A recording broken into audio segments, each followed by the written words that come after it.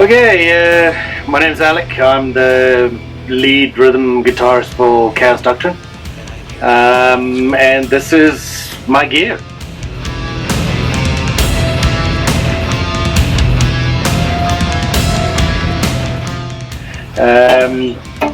Main guitar for the last couple of shows and weeks has been this Cort 7-string fan fret. Again, very stock, as you get it, EMG 707s. Very basic but beautifully smooth neck, and it's doing what I needed to do. I was definitely a Schecter guy, and I still own a Schecter or two before this, but for now this is my go-to guitar. Yeah, great to play, and it was actually very easy to get used to the fan frets. So check it out if it's something you want to get into.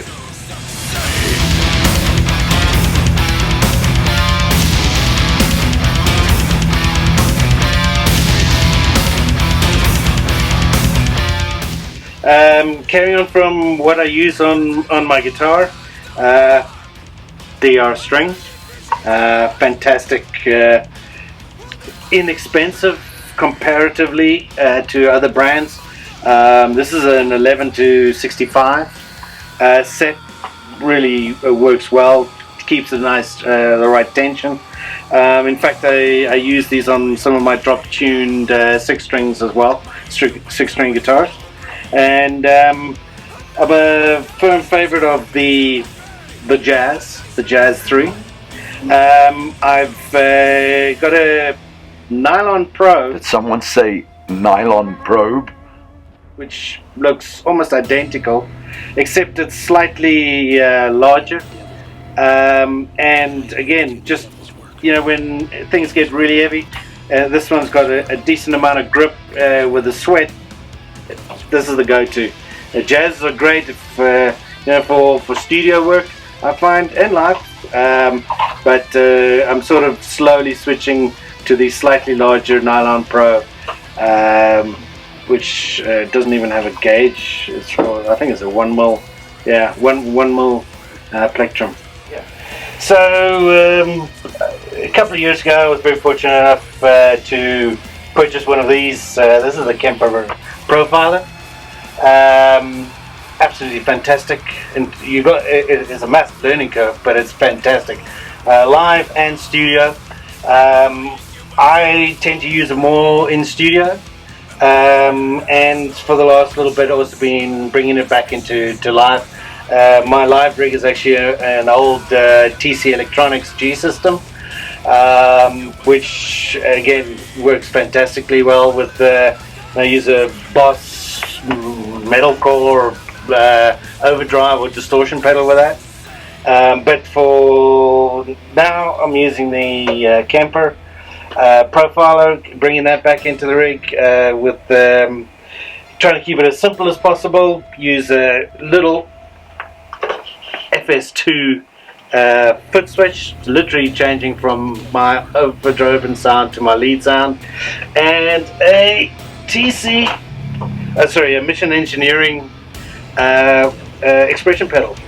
This thing works absolutely fantastically well. It's built like a tank, and funny enough, works well with the TC Electronics G system. So I can switch between the two without it, having to buy a whole new pedal, because these are around $150. So yeah, rather just keep this one and use it for both. So yeah, the Profiler's got my main sounds, and we use this pretty much for our guitar sounds, bass sounds when we're in studio, and the cab sims out of here are phenomenal, and for live I'm a firm favorite of using these little Electro Harmonix 44 Magnum amplifiers. Don't need to run 150 whatever watts of power. This little 44 does perfect for most of the stages that we play on, And into a 4x12, absolutely fantastic.